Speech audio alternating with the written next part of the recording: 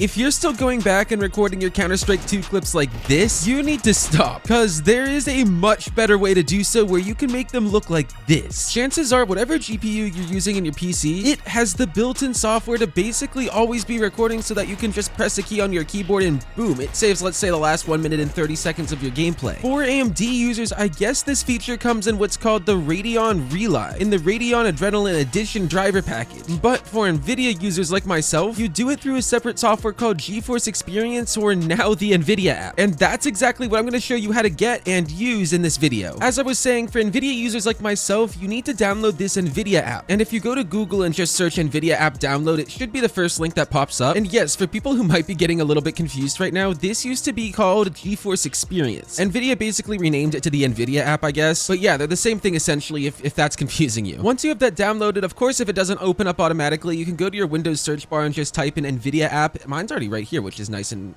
easy. And clicking it will open up this window, or a window that should look something like this. Now, to be honest here, you really don't need to do anything. You just want to open this to make sure the Nvidia app is running in the background on your PC. So now that I know for sure it is, I can just close out of this. And now if you press Alt and Z at the same time on your keyboard, it's going to open up this window right here on the left side of your screen. And this does have a couple of different features you can use, including recording your entire screen, displaying statistics, all that cool stuff. But the one that we're focusing on here for this video is called Instant Replay. Instant Replay is the one that allows you to record everything on your screen at all times, but only save specific parts of it, so it doesn't clog up your entire computer with hours and hours of recording. To make sure that this is enabled and active, you can simply just click on it and then make sure this switch up here is green. Mine's already on, so it's already green. And then now every time you want to capture a clip, all you got to do is press Alt F10 on your keyboard, or press Alt and Z and then come in here and click this little save icon right here. Real quick, before I get into how to configure the settings for everything, let me give a shout out to today's video sponsor, Skinland. Skinland is an awesome trusted site for easily buying and instant selling Counter-Strike, Dota 2, and Rust skins. It's super easy to use. All you have to do is log in with Steam, set your trade link and email, add my promo code CAZE Gaming for a bonus, and then select the skins you want to cash out if that's what you're trying to do. There's plenty of payment methods you can choose, and if you sell skins for more than $100 using my code, you'll get an extra $10 for free, which is awesome. The best part, whatever you're selling, once you accept the trade, you'll receive the money in minutes. Also, if you're looking to buy some new skins, the prices on Skinland are way cheaper than the Steam market, and there's tons of different deposit methods you can deposit balance with to do so. So what are you waiting for? Go check it out now with my link in the description below.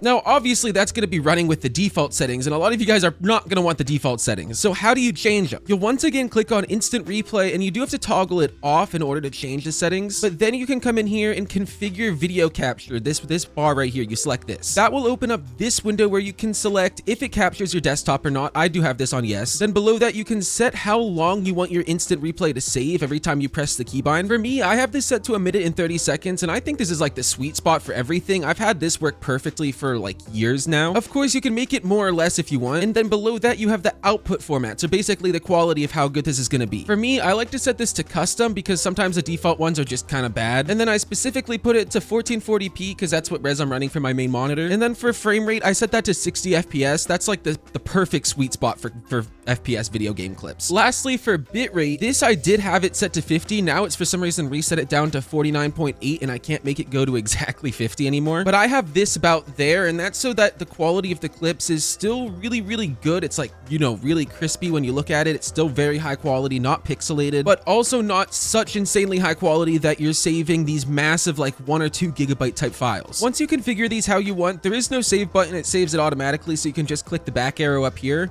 and then you can turn instant replay back on, and it'll be using all those new settings that you just set. Coming back to the main part of this though, once again, one question you might be asking yourself is, where are my clips going to save to? Like, where are the actual files being stored on my PC? And for that, they've made it honestly kind of easy. Now there's this gallery section up here at the very top where you can simply just click it and then select the game that you want. We'll go Counter-Strike 2, and then boom, here are all the clips that I've saved and that I've been using for past videos and shorts and all that stuff. You can sort these out if you want to, because I mean, obviously some people might have a lot of clips. I've got 730 in here right now. Going back to the main menu once again, because you can't select where the files are saving to in that part of the menu. If you now click the cogwheel up here, that will bring you to this page where you can select files and disk space, and then select a temporary files location on your computer for where everything's going to save to. Same thing with the gallery location. Keep in mind, once again, you will have to turn off the instant replay to be able to actually change those settings. So now, once again, if I actually click on these, then I can select which folder or whatever or wherever I want it to save onto my PC. So now you've got your instant replay toggled on. on, you've got the video settings set how you want them, you've got them saving where you want on your computer, you know where they're saving to. But what about the audio of the clips? Because that's one thing I haven't talked about yet. You may have noticed it already, but if I click this settings cogwheel again, you'll see two above the files and disk space that we were talking about before. There's a settings option for audio, and if you click this is where you can set not only the volume of the system sound and the volume of your microphone, but you can also select which microphone device you want to specifically use if you have multiple. And the most helpful thing is choose whether you want the format of the audio to be in separate tracks or the same track. What this means, if you don't know, is basically when you drag the clip into your editing software, if you have it set to separate tracks, it will separate your microphone audio from the rest of the audio, the system audio. So you can cut them or adjust them individually from each other, or straight up mute one and only have the other if that's something you wanted to do. I found this to be extremely helpful when it comes to editing, so I highly recommend that if you're one of those people. But yeah, this is where you do all the audio stuff. All in all though, now you should be all set up and ready to go for the instant replay, for that feature that will now capture your clips every time you want to save something. And all you got to do to save that clip is either press Alt and F10 at the same time on your keyboard, or come into this menu and click the little save icon right here. Anyways, if you did make it this far in the video, definitely make sure you guys leave a like, and of course subscribe if you're new. And if you do have any questions or comments for me, feel free to drop them in the comment section below. I'll be happy to check them out. And yeah, now whatever video is showing on your screen, it thinks you might like, so do me a favor and go check it out.